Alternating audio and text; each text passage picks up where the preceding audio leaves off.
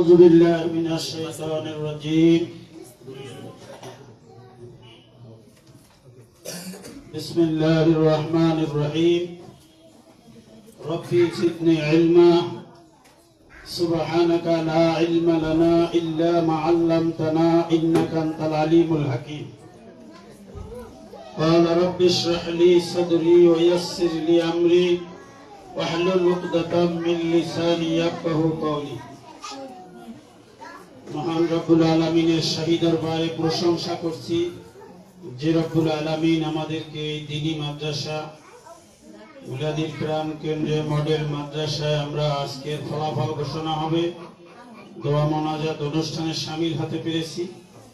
দরুদ ও সালাম বিশ্ব নেতা বিশ্ব মানবতার মুক্তির দূত মুহাম্মদুর রাসূলুল্লাহ সাল্লাল্লাহু আলাইহি ওয়াসাল্লামের প্রতি, যাকে সৃষ্টি না করলে তামাম আসমান জমিন কিছু সৃষ্টি করত না। সম্মানিত উপস্থিতি, আজকের এই সবক অনুষ্ঠান ফলাফল ঘোষণা হবে। এই অনুষ্ঠানের সম্মানিত সভাপতি এইচ.এম. সুলাইমান বিন নূর, পরিচালক পত্র মাদ্রাসা। এখানে উপস্থিত আছেন মাওলানা রফিকুল ইসলাম, শিক্ষক খাসেরহাট মাদ্রাসা।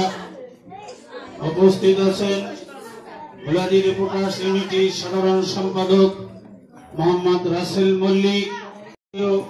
ফুটন্ত গোলাপের মতো তারকা সমতুল্য ছেলেমেয়েরা যারা ইলম শিক্ষা করার জন্য মাদ্রাসায় এসেছে এবং তাদের অভিভাবক বিন্দু। আমরা যত মাদ্রাসায় গিয়েছি আমাদের জানা মতে কোন শিক্ষক 19-20 করবে তাইলে ওনার মধ্যে কোনো মানবতাই থাকে না, উনি কোনো শিক্ষকই না। কারণ সকল ছেলে মেয়ে ওনার যখন সে খাতা দেখবে লেখা দেখবে তখন সকল ছেলে মেয়েকে সমান চোখে দেখে, মান যার ভালো তাকে বেশি দেবে, এটাই স্বাভাবিক। আজকে যারা প্রথম পুরস্কার দ্বিতীয় পুরস্কার যারা পাবে তারা যেরকম খুশি, যারা পাবে না তারাও খুশি হতে হবে এবং তাদের মধ্যে একটা স্পৃহা জন্মাবে যে আমি আগামীতে, এবছর দ্বিতীয় হয়েছি আগামীতে আমি প্রথম হব, আমি তৃতীয় হয়েছি আগামীতে আমি দ্বিতীয় হব, এরকম একটা তার ভিতরে কাজ করবে। তাইলেই সকল ছেলে মেয়েরা এগিয়ে যাবে আমি মনে করি।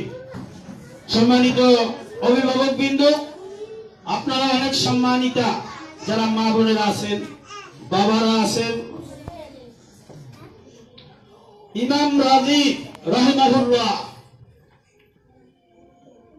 তাফসীরে কাসীর এর মধ্যে এই কথাটা উল্লেখ করেছেন যে ইমাম কাসীর বলেন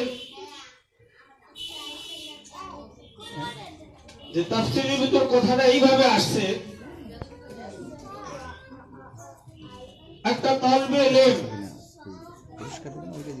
তার বাবা মায়ের পেটে সন্তান রেখে মারা গেছে। কথাটা শুনেন, ফখরুদ্দিন রাজি তার কিতাবে এই বর্ণনাটা আনছেন যে মায়ের পেটে সন্তান কিন্তু বাবা মারা গেছে।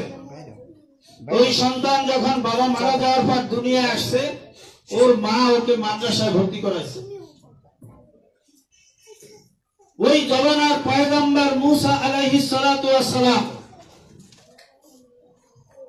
এক কবরস্থান দিয়ে যাওয়া আসছে। মুসা আলাইহিস সালাম দেখতেছেন যাওয়ার সময় একটা কবরে আযাব হচ্ছে। কবরের আযাব কিন্তু আমরা কেউ দেখি না, জানেও না, কেউ জানবেও না, কিন্তু নবীদের ক্ষেত্র ভিন্ন। নবীদের ক্ষেত্র কি ভিন্ন। তিনি যেহেতু আল্লাহর পয়গম্বর, তিনি দেখতেছেন যে কবরে আযাব হচ্ছে। ওই পয়গম্বর আলাইহিস সালাতু ওয়াস সালাম যখন আবার ওই কবরস্থান দিয়া আবার আসতেছিলেন তখন উনি দেখতেছেন যে ওই কবরে আযাব হচ্ছে না। কিছু সময়ের পার্থক্যের ভিতর একবার যাওয়ার সময় দেখছে আযাব হচ্ছে, আবার আসার সময় দেখছে আযাব হচ্ছে না। তখন উনি ফেরেশতাদের মাধ্যমে জিজ্ঞাসা করা হচ্ছে যে এই কবরে কেন যাওয়ার সময় আযাব দেখছি, এখন আসার সময় আযাব দেখছি না। তখন ওই কবর থেকে স্পষ্ট জবাব আছে যে এই সন্তানের এই লোকের সন্তান দুনিয়ায় আজকে মাদ্রাসায় সবক দিয়েছে। সেই সবকটা কি ছিল? আমার সাথে বলেন, বিসমিল্লাহির রাহমানির রাহিম। এই সবক দিয়েছে প্রথম। এই সবকের কারণে যেহেতু ওই সন্তান রহমান স্বীকার করেছে, রহিম স্বীকার করেছে, আর ওই রহমান এবং রহিমের কারণে আমি আল্লাহ ওর বাবার কবরের আযাব মাফ করে দিয়েছি। এজন্য মাদ্রাসা শিক্ষার গুরুত্ব অপরিসীম। আপনাকে আখিরাতে